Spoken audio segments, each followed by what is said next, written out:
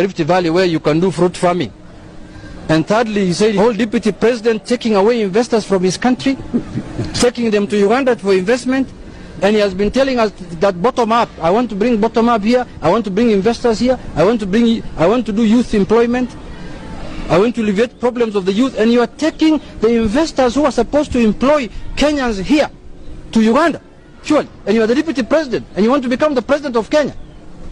Now we have seen your true colors. All these things you are talking about, bottom up, bottom down, bottom chini, bottom katikati, is lies.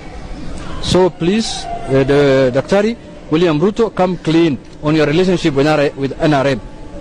That is a party that has kept someone in the presidency for 3 decades. So are you planning to stay also for 3 decades as a president in Kenya when you win? Thank you so much.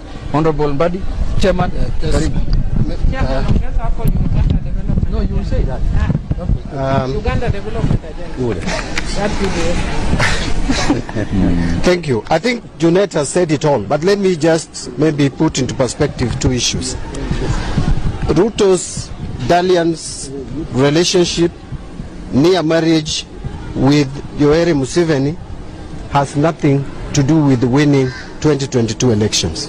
It has all to do with disrupting the peace in this country immediately after 2022 elections.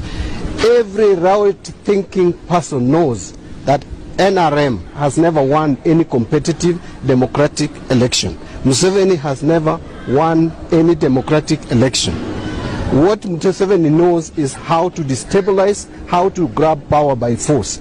And so Ruto cannot claim to go to Uganda to learn on issues of how to win elections. He is going to Uganda. We very well know that he has already given up. He knows he's not going to win presidency, and therefore he is going to learn tendencies on how to disrupt to disrupt peace in this country after 2022 election.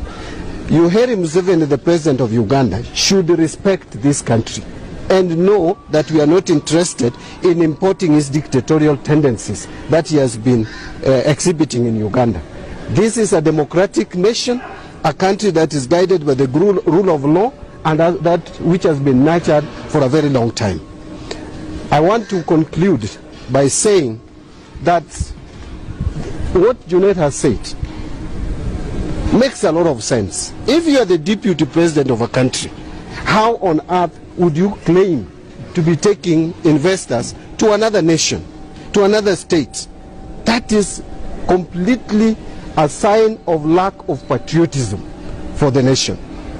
And by the way, let me put it also very in perspective, that this dalliance with Yoweri Museveni is not a coincidence. Ruto started by radicalizing our youths in this country. He has been on a mission to radicalize youths in this country, incite them by creating class society, so that when he loses elections, he finds people who are vulnerable to be used the same way Museveni used those who were desperate in Uganda that time to topple a government that was in place and to lead forever and to lead for life. And so what should come out of this press conference, as Junet put it, we are not bothered with whether Ruto was cleared or not. We are bothered with his relationship with Uganda, and we are bothered with what he's going to do in Uganda to destabilize. We are interested in the peace of this country. And as leaders of this country, we don't want any sign of a leader who is demonstrating signs of causing the instability in this country. We all know what we have seen previously, where people are incited to evict others from their own farms and killing people. We don't want to see that after 2022. And we are not going to allow an individual, even if you are the deputy president of the nation, to do it. Thank you. Any question? We don't want guerrilla wars in Kenya. Yes. We don't want guerrilla wars in Kenya. Yes. Please. We know how NRM came to power. We don't want guerrilla war in Kenya. Please. Uganda Development Agenda. And now we have discovered UDA, the party that he has formed. Yes. Is called UDA, but its real meaning is Uganda Development Agenda. UDA. It's Uganda Development Agenda. It's an agenda to develop Uganda, that's all. They are not interested in developing Kenya. Yes. Uganda Development Agenda. Thank you.